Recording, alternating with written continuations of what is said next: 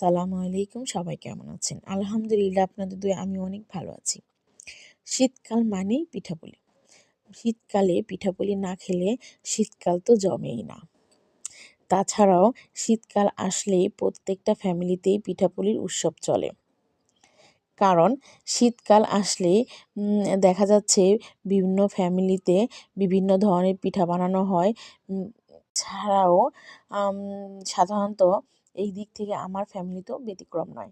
কারণ শীতকাল আসলে আমাদের ফ্যামিলিতে স্পেশালভাবে মেয়ের জামাই এবং মেয়েরা আসলে বিভিন্ন ধরনের পিঠা বানানো হয়।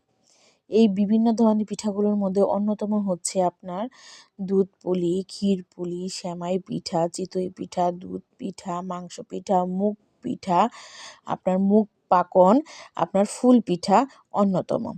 এই পিঠাগুলা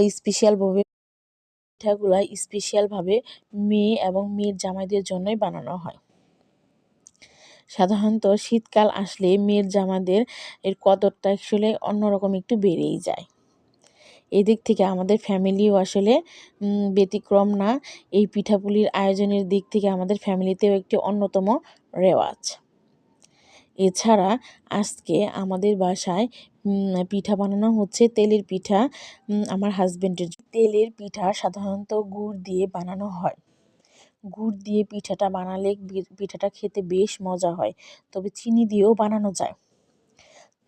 যাই হোক পিঠাটা দেখতে বেশ সুন্দর হয়েছে। খেতেও মাশাআল্লাহ এত মজা হয়েছে সেটা বলে বোঝাতে পারব না। এই শীতকালে আপনাদের সবাইকে শীতের শুভেচ্ছা। সবাই